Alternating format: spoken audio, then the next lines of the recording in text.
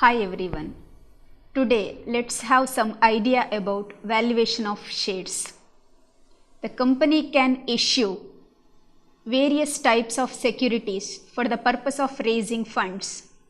One among them is shares. Shares can be issued by the company for raising funds, and the capital so raised is called as share capital. The value of each share has to be assessed in certain circumstances.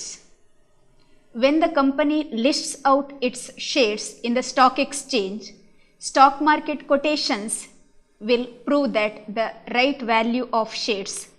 But in certain circumstances, we have to assess the value of shares. Valuation of the shares is a process by which the value of each share of a company is determined. In which circumstances we need to value the shares? The first one is when the stock exchange quotations cannot serve as a value of shares. The second one is when the shares are purchased and sold in large blocks, the stock exchange quotations cannot be considered as proper values. If the stock exchange doesn't quote the price for such shares, then we need to calculate the value of shares. Let us see certain special circumstances which necessitate the value of share or valuation of shares. The first one is amalgamation or absorption. When one company is absorbed or taken over by the other, then we need to assess the value of share. Second one, if the large block of shares is purchased by one company for getting the controlling interest over the other, then we need to assess the value of share. When one class of shares are converted into another class, like preference shares are converted into equity shares, then we need to assess the value of share. And for the purpose of estate duty and wealth tax, and when shares are offered as security for loans borrowed, then next circumstance is for the determination of the amount payable to the dissentient shareholders while company reconstructs itself. Then when a company is nationalized, and finally for the valuation of the assets of financing or investment companies, we need to assess the value of shares in these circumstances. Next we can see which are the factors to be taken into account while calculating the value of each share. First one is demand for and supply of shares. The second is nature of the business. Third one is general economic conditions and political conditions of the country.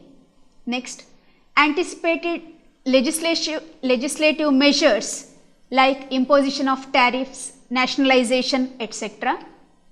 The company's earnings capacity is also one of the factors to be influenced, and dividend declared by the company, capacity of the management, goodwill of the business, nature of competition, and net tangible assets of the company.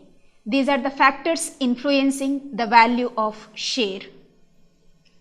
Next, let us focus on methods of valuation of shares. There are three methods of valuation of shares. The first one is asset backing method or net assets method, or it's also called as intrinsic value method. The second one is yield method or dividend yield method or market value method. The third one is earnings capacity method. Let us discuss in detail. The first one is net assets or intrinsic value or asset backing method. Several steps have to be considered while valuing the shares under this method. First, we have to assess the value of net assets available to equity shareholders. For this purpose, the gross market value of all assets have to be assessed. From that, we have to deduct total amount of the liabilities payable to outsiders. while assessing the gross market value, we have to keep certain points in mind. The first one is the value of goodwill has to be properly assessed. The fictitious assets like preliminary expenses, discount on issue of shares or debentures, or underwriting commissions, such fictitious assets have to be eliminated. The fixed assets have to be properly valued, in the sense realizable value of fixed assets have to be considered. Provision for doubtful debts or depreciation have to be considered. All the unrecorded assets or liabilities, if any, have to be brought into record while calculating the gross market value. And while deducting the external liabilities, all the external liabilities have to be considered, like sundry creditors, bills payable, liabilities towards expenses have to be considered. The resultant figure will be the value of net assets available to all the shareholders. If the company has preference share capital, then amount payable to preference share holders have to be considered or deducted while assessing the net assets available only to equity shareholders. This is the first step. And the second step is calculation of intrinsic value per share. Under net assets method, the intrinsic value per share can be arrived at by dividing value of net assets available to equity shareholders by number of equity shares held by the company. So, the final amount is value per share under net assets method. The second method is dividend yield method or market value method. The procedures to be followed while assessing the market value under this method are: first one, we have to calculate the average annual profits of the company. If we are given past few years profits, then the average is calculated as total profits divided by number of years. The expected annual profits has to be calculated by making certain adjustments. Then second one, calculation of profits available for dividend to equity shareholders. We have to take average expected annual profits first. Then we have to make adjustments for provision for income tax, and all the appropriations have to be made. The resulting profits will be the profits available to all the shareholders. From that, we have to deduct fixed preference dividend. We will get the profits available for dividend to equity shareholders. Then the next step is to calculate the capitalized value of profits.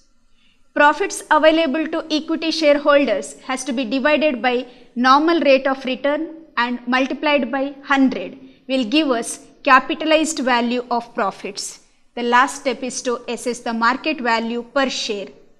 The capitalized value of profits has to be divided by number of equity shares to get the market value of each share. We can move to third step, that's earnings capacity method. First, we have to calculate the average annual expected profits as we calculated under dividend yield method. Then we have to deduct provision for taxation from the profits. We will get the profits or earnings of the company. The third step is to assess expected rate of earnings. Expected rate of earnings is equal to average annual profits divided by paid up value of equity share capital multiplied by 100. Finally, the market value of share can be arrived at by this formula: expected rate of return divided by normal rate of return multiplied by paid up value of equity shares. These are the three methods under which we can calculate value of each share based on the circumstances required. So this is about theoretical aspects of valuation of shares. Thank you.